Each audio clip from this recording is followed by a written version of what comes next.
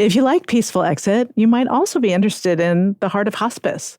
The host, Helen Bauer, who is a really thoughtful, amazing human, she interviews a wide range of experts about end-of-life care. It's come up again and again in my work that people don't really know what hospice is. They wait until the 11th hour to call because they don't know the critical role that this care can play, and there's a real fear there, as if hospice is the absolute end. So Helen's work explaining and examining end-of-life care is really, really important. If you're a patient, caregiver, anyone working with hospice team, this podcast is for you. You can learn about hospice basics, advanced care planning, patient and caregiver advocacy, grief and bereavement care, and so many resources for caregivers. I just had the pleasure of being on the Heart of Hospice podcast, and Helen and I talked about my personal experiences that put me on this path and why we need to access our full range of emotions, especially while grieving. We also connected on how do we find joy and humor and lightness in talking about death, because it feels pretty dark sometimes, but not always. But there's lots of great episodes, so go check it out. Hi, I'm Sarah Kavanaugh, and this is Peaceful Exit. Every episode, we explore death, dying, and grief through stories by authors familiar with the topic. Writers are our translators. They take what is inexpressible, impossible to explain, and they translate it into words on a page. My guest today is Mary Frances O'Connor. She's a brain scientist at the University of Arizona, where she studies the impact of grief on your brain. Her work helps explain things like why we still expect our dead loved one to walk into the room. And she talks about how grief is really just our brain learning about our new reality. We talk about the important distinction between depression and prolonged grief and important signs to watch for. Our conversation takes grief literacy to the next level because by better understanding ideas like yearning and rumination, we have a deeper understanding of the grief process and are better able to realize when our emotions or our actions are not serving us. Our brains know how to grieve, especially if we can lean into it. In fact, something that gives me a lot of hope is that the most typical pattern of grieving is resilience. Welcome to Peaceful Exit. It's so nice to be here. There are so many parts of your book that I love. So I guess let's just start with, how did you fall into studying grief? I am fascinated by the brain and the idea that our brain can somehow encode these people that we love who walk around in the world is just amazing. And then thinking, well, how does the brain understand that they're not out there in the world anymore? How does the brain understand that? But in reality, the reason for grief, maybe as opposed to other questions I might have asked, is that when I was 13 years old, my mother was diagnosed with stage 4 breast cancer. I didn't understand this then, but that meant they knew it had metastasized. Now, her oncologist described her as his first miracle. She lived another 13 years, which is just amazing. Unheard of, yeah. But it meant that grief was familiar when I was interviewing people, when I was learning to be a clinical psychologist and working with people who were grieving. It just felt normal to me that people cry uncontrollably. That doesn't put me off. You know, perhaps I had a unique lens where I understood what grief felt like and was like in other people that I was close to, and I could somehow map that on to the neuroimages and blood draws that I was doing. I think somehow that combination of curiosity and compassion really came together for me. So your book really deepened my understanding of grief. I love the brain as a frame of how things work. And you put words around feelings, but you're missing dining table metaphor. How did you come up with that? I vividly remember the day in 2017. I was sitting in a lecture put on by an older faculty member in our department whose colleagues had won Nobel Awards for the neuroscience they did. And they were talking about mice moving through the world and remembering where to go and having an internal map that enabled them to figure out where to go to get food. And it just really struck me the importance of the people in our lives. They are as important to us as food, and that we carry this map around with us of where they are. If I ask you right now, where's your partner? Where's your child? You could probably tell me pretty quickly how you would get to them. So then the question of, well, if we're carrying this map around, then initially in grief, it just feels like they're missing. They're lost. We literally use the word lost. Not that the map couldn't possibly exist anymore, and that might help us to think about why grief is so tough, why grieving takes so long. And there's also this sort of missing table metaphor of like, I was at my father's house recently. My mother passed away 22 years ago now. Mm-hmm. And still, when I'm standing in the kitchen, there are moments when you expect her to walk in. Yeah. My sister and I do an annual event in my hometown for first graders, giving them books in the way that my mother, who was a teacher, would have wanted them to have books. And my little hometown is about 5,000 people. And suddenly when I'm there, my parents are so alive for me because everyone knew them, because they mentioned them, because I see the tree that Dad planted or the way I used to walk with him to the library. They're suddenly just there in a different way. And I think that's exactly the point, that our brain retains all of that. The brain really continues to keep that person as important in our mental life, and that it doesn't take very much to cue them, right? To cue them to come into the mind. And that when we're in those environments, that is the time when they feel most alive. So you can think of grieving as a form of learning what is this world like now that I'm walking around in? Who am I in this new world, right? If a child has died, if my child has died, am I a parent? Do I describe myself that way? If my mother has died, how do I make sure I'm a good daughter, right? How do I even do that in the world? And so the idea, I think is you're in this foreign place. You have to have experiences for your brain to understand where you are, how it works, what might possibly feel meaningful. And that's why it takes time. But it's actually, if you're avoiding those experiences all the time, then the time itself doesn't really help that much. Your brain needs experience in order to learn. So if you're just under the covers in bed all the time and not having new experiences in life, you're not myelinating new pathways in the brain. That's right. You need to have some experience in the world without that person who's fallen off the map. Exactly. So there's a way in which you can just keep them alive in your mind, in a sense. There was a woman who was being seen in treatment here at the university who described herself as being on a conveyor belt from work to home and back. And she slept in her daughter's bedroom instead of with her husband. And she said, I'm just going through the motions. And so this idea of retreating from the world, because it is so painful, right? There is a reason people are retreating from the world. There's a reason we're avoiding driving by the hospital where they died or whatever it is. But the key is that without those experiences, how does your brain know that that map isn't still working just fine? They're just missing. And rather, if we can live in the real world, the painful, grief-filled world, it's also the place that we can connect with living loved ones.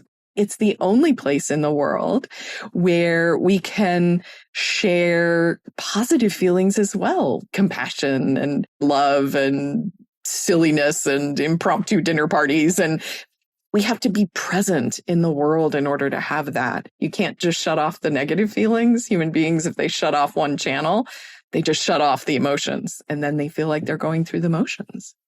Yeah, that was a revelation to me when I studied DBT. Say these positive affirmations and you won't have any other emotions except for these positive ones, right? Grieving really is this form of learning about how do I reconstruct a life for myself? How do I make something feel meaningful again? Grief is sort of the product of what is happening when it isn't working right, when your current life is not working properly. Grief is just the output of that. It's the fixing the way that your life works so that you have living loved ones, so you have meaningful work, so you have creativity and so forth.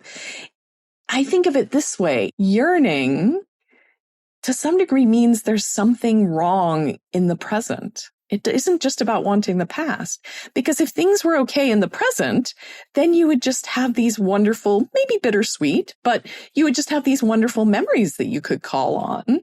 You wouldn't want to be back there if the present was very full and vibrant already.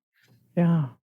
This goes back to the idea that you can have a full range of emotions, joy, excitement, sadness, all at the same time in the present. You don't need to grieve heavy all the time, but you will be sad. And you don't have a lot of control over when that comes up for you.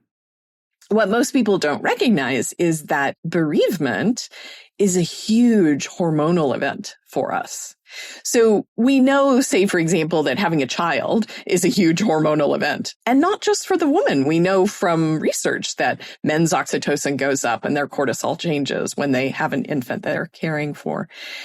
At the same time, we know that there are big shifts in hormones because this is a bonded relationship that is now not present for us.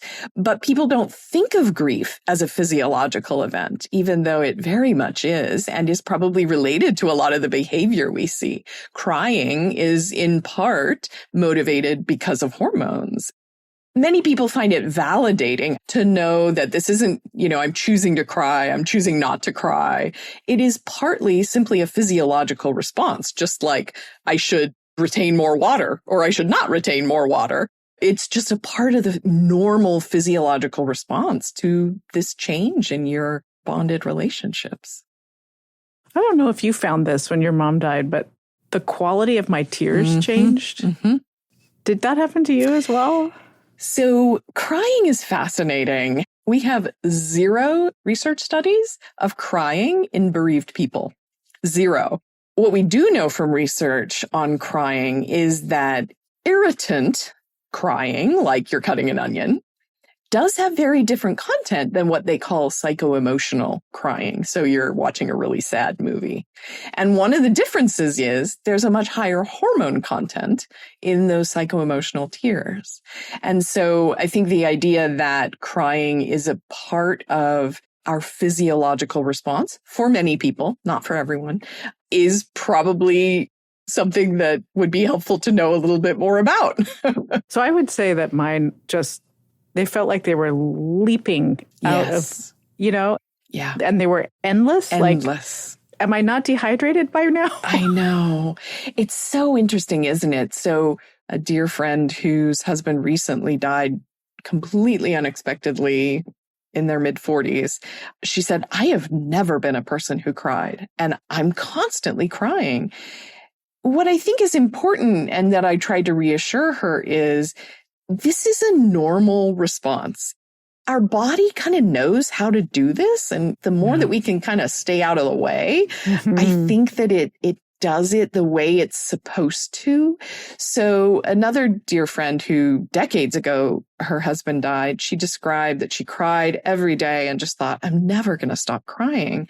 And then one day she realized she hadn't cried in a number of days. And, it's not like it turns off like a tap. But for the vast majority of us, as painful as grief is, we really do see this decrease over time in the intensity and the frequency. As it becomes familiar, we learn this world we're in. We start to feel a little bit comforted again. As that happens, the physiology changes. And as you were saying, leaning into those emotions and feelings and not trying to cut them off. Yeah. The 2 most frequent questions perhaps are, am I grieving too much? And why am I not grieving more? These are the questions people ask me because I think everyone feels abnormal. So for the vast majority of us, your grief response is your normal grief response. To the degree we can give ourselves a little grace and say, well, this is apparently what it looks like. What does it feel like? How has it changed since a month ago? And just letting it kind of be. Beautiful.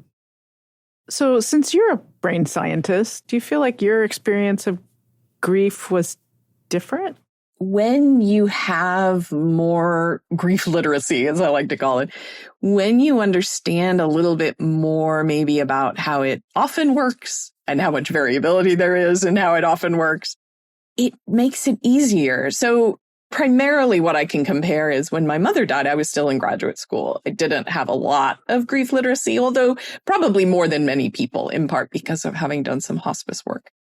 But when my dad died, of course, it's conflated with I was an older person. I'd already had one big loss and I was a clinical psychologist by then. But even so, this internal way of describing it is that grief felt cleaner, like it was just passing through me and it was painful. And there was a lot of crying and a lot of trying to figure out who I was now. You know, do you call yourself an orphan when you're 40 some years old? I don't know, right? So there was still all of that, but because it felt normal, because it felt kind of expected, it just didn't stick in the same way that grief had stuck with me when my mom died when I was younger. Yeah, well, having that grief literacy, one of the reasons we have this podcast is so people can increase their grief literacy. And having that, it sounds like, allowed you more self-compassion through the process. Absolutely. And I still needed all of my friends and my sister just as much as I would have without grief literacy.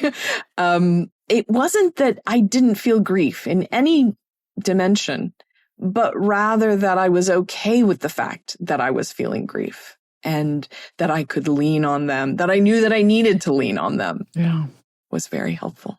That's awesome. You had a more complicated relationship with your mom. Yeah.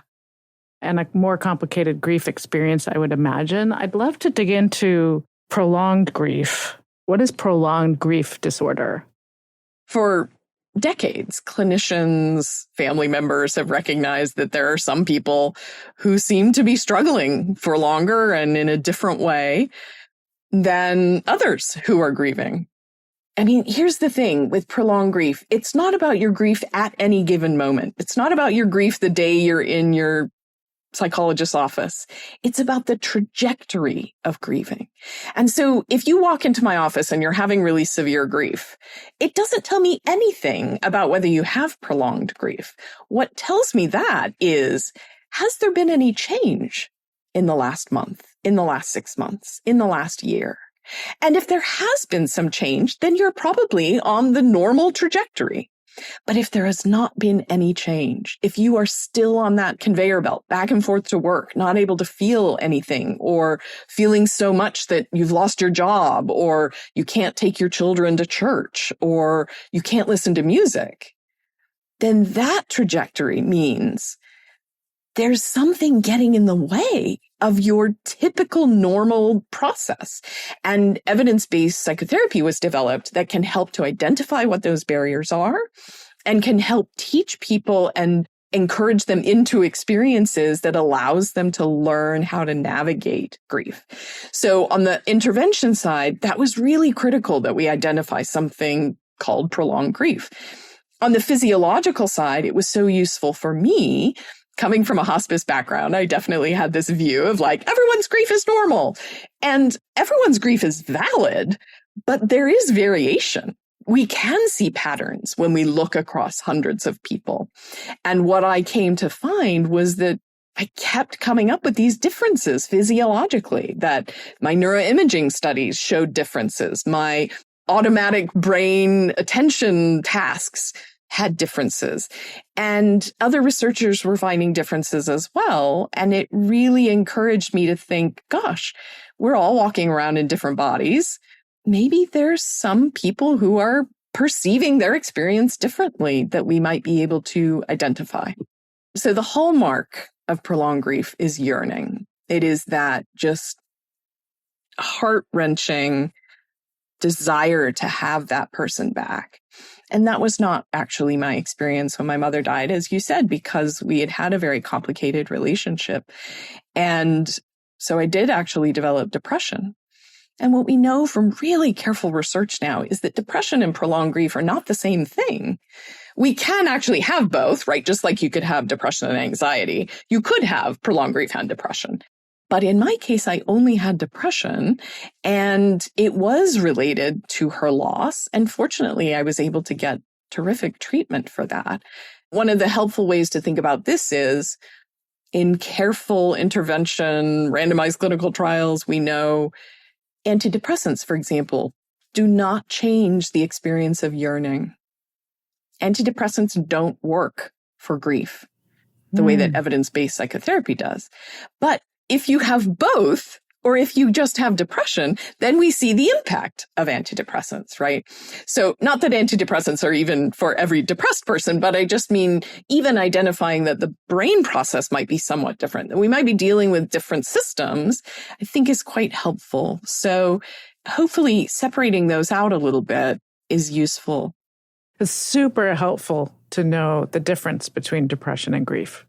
Depression is that more sort of metastatic experience where I feel guilty about everything. I feel worried about everything. I can't stop ruminating, but it's not just about the person who's died. It's about everything in my life. And that's a different beast we have to deal with. So that's depression. That's depression. Yeah. And prolonged grief is really about just focused on the person. Focused on the person. I yearn for them so much that I cannot have a normal life. I cannot do the things that I want to do because of the pain, or because of not feeling like I could give up the pain because I would lose my connection, or I'm just so avoidant of everything because it's all too much. That's more what prolonged grief is. You have a wonderful example of someone who cooks twice as much food as she needs. Yeah. And throws it out every night as if this person will show up to eat. Yeah. I think sometimes it's identifying those behaviors that aren't working. You know, if emotions aren't necessarily the thing distinguishing people who are grieving, to some degree, our behavior helps us to see things. So the person who drives an hour out of their way to work because they won't drive by the hospital, and it's been over a year since the person died. Or the woman who told me that she couldn't have a family photo taken because there was someone missing, because her husband wouldn't be in it. And so she wasn't going to have photos. And her kids, they won't have photos of those years. And so it really is, in what way is this interfering with your life? I think it's so important that the distinctions that you're making between depression and grief are really important today, too, because there's so much existential grief. Yes. And it's characterized as depression oftentimes. Yes. Right. Absolutely. And this is one place where grief in some ways is very instructive. So the ironic thing maybe about having our diagnostic statistical manual, the Bible for psychiatrists and psychologists, has now listed prolonged grief with these set of experiences. And what's interesting is now a lot of people with grief won't be accidentally diagnosed with depression. But also interesting, people with depression will now be recognized that actually they have grief. In Peaceful Exit, we talk a lot about the importance of feeling your feelings, how it really expands your emotional capacity. And as we started talking today, instead of shutting down one part, which shuts down everything, you feel this grief and it just expands your ability to feel empathy and compassion and fully live in our lives. Are there any downsides to feeling those feelings and brain development perspective? People don't think of it this way, but bereavement is a health disparity, in the sense that if we know mortality rates are really different in our different communities, that the Black community and the Native American community, death rates are just much higher, then it means that people are losing too many and too soon, right, in those communities. And we know it affects their health, both mental health and physical health. So what I think about is, when you ask, is there a downside? The downside is if you're having these big feelings and you have no support. If you're having these big feelings and you don't have someone who could comfort you or could help you to even talk through what your experience is so that you can understand it, Yeah. So if you feel alone, reaching out to some community or some person is so important. It's so important. It's best to reach out to someone who's had some grief in their life and seems to be doing okay now. That could be a grandmother. That could be a pastor. That could be a neighbor. The strange thing is, once you sort of walk through this door of bereavement, it turns out there's a whole lot of people on the other side. You joined the club. You joined the club. It's not a club you want to be in, but you would never have known. You would never have had a reason to connect with these people, but you have to find them and you have to be brave to talk with them. You have to tell them what you need. There's a wonderful book. I just met the author, Colin Campbell, and he talks about having your grief spiel, which is, this is kind of what I need from you. So I want to talk to you, but only if you're willing to. And so for his example, he really wanted people to use his son and daughter's name. They had been killed as teenagers. He wanted to hear stories about them. He wanted people to say their name. He wanted his friends to bring it up. And if you don't know that, you can't necessarily be the right kind of support. So having your grief spiel, this is kind of what works for me. My close friend from childhood, a dear friend of hers, lost her husband. And they have a system where she sends a heart by text. And that's it. No follow-up. The heart means, I'm available to talk if you would like to, but there is no pressure. And sometimes her friend responds and sometimes she doesn't.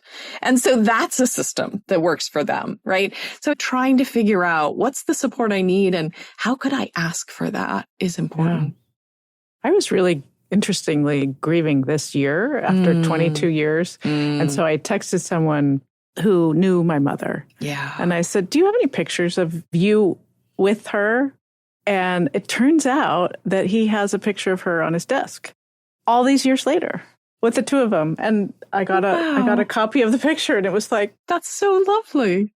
I know. It was awesome. Yeah. We want to know that we are not the only one carrying their absence, that these people matter, even though they're not walking around on the earth, and that they belong. They still belong. They are in my mind, they are in your mind, and they live there together, and that brings us closer. I love what you say in the book about resilience being like the most typical pattern of grieving. Yeah. Where I think we might have a different idea about that. Yeah.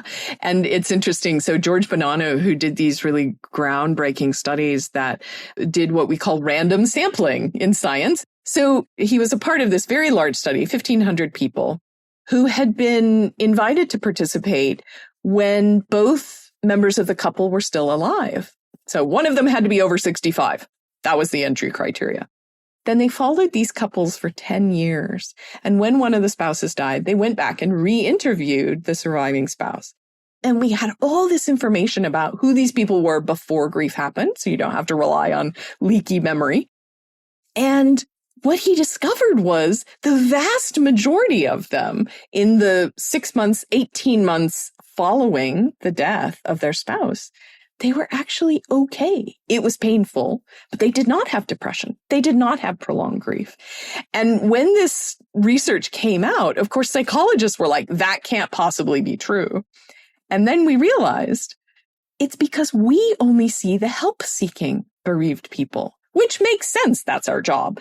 But it means that you develop a bias about the world where you think everyone is incapacitated by their grief. But that's not true. Most people are not incapacitated by it, even though they have to express it and deal with it and cope with it and feel it.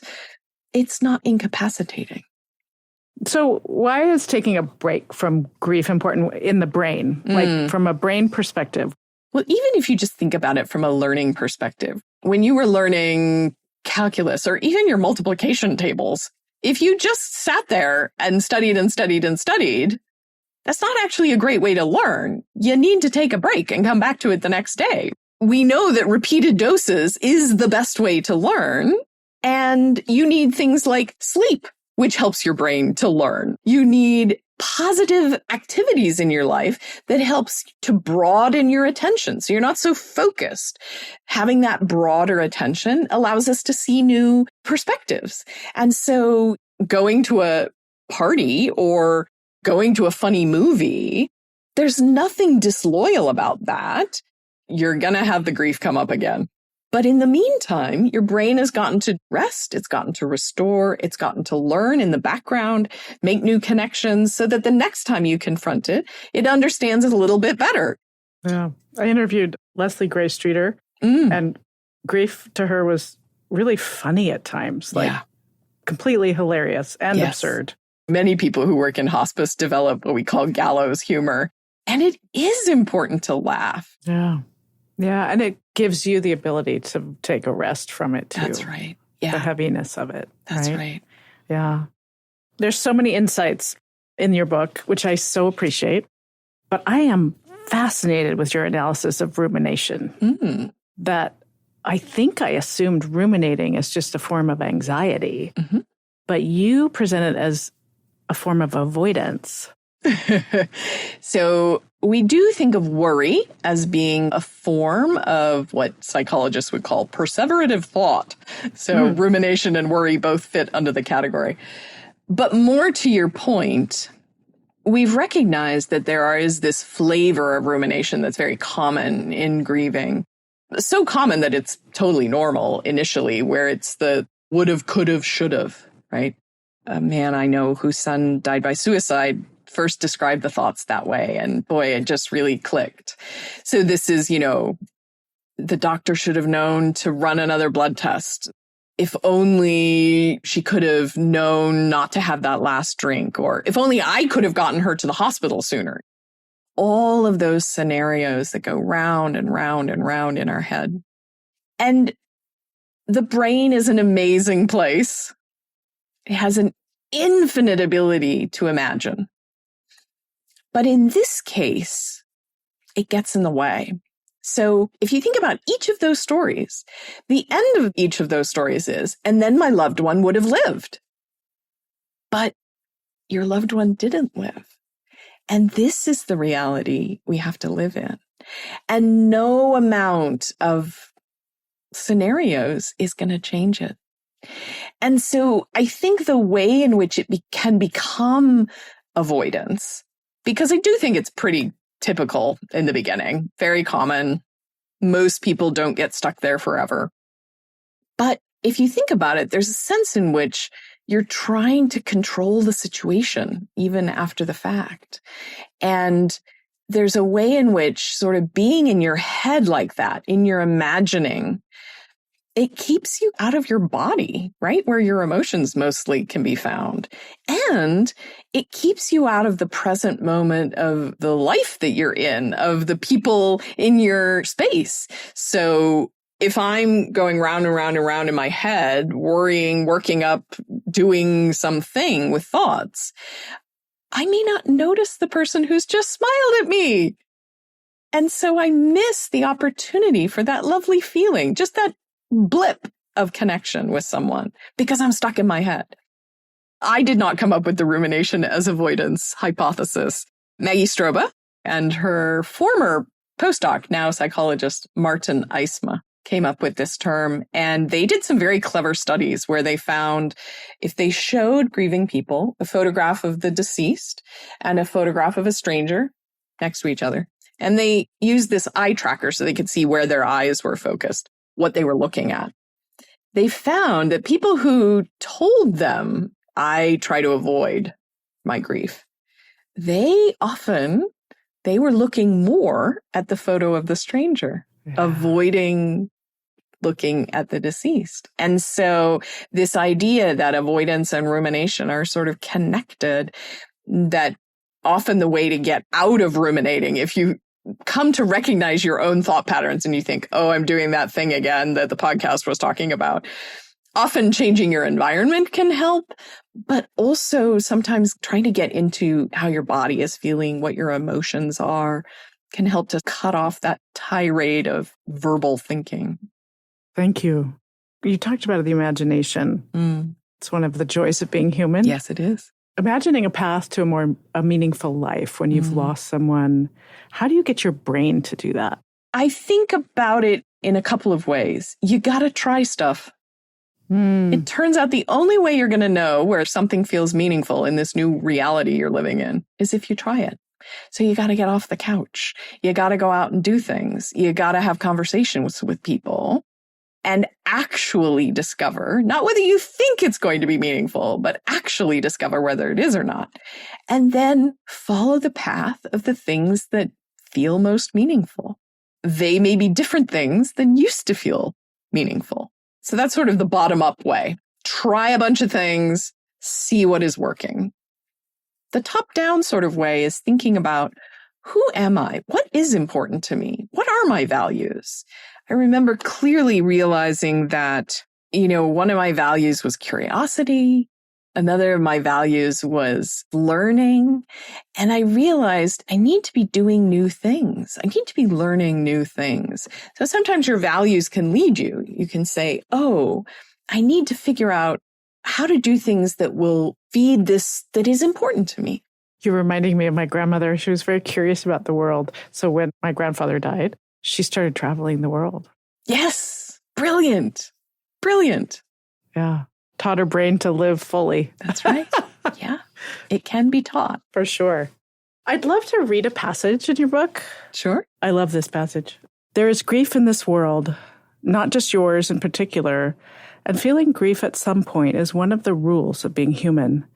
What that allows, on the other hand, is that when we feel grief, we are suddenly joined by hundreds of people who have known grief, from your ancestors to your neighbors to perfect strangers. This river of people may or may not understand you and your particular grief, but they have struggled with grief themselves. You are not alone. And I love that passage because it speaks to what we were talking about when you join the club. Yeah, that's right. You join a whole river of people. So what are you working on now? Well, I have a new book that's going to come out in 2025 called The Grieving Body. Half of my work, my research has been in neuroscience, but the other half of my work has really been in cardiovascular physiology and the immune system and how those are interrelated with our psychological state.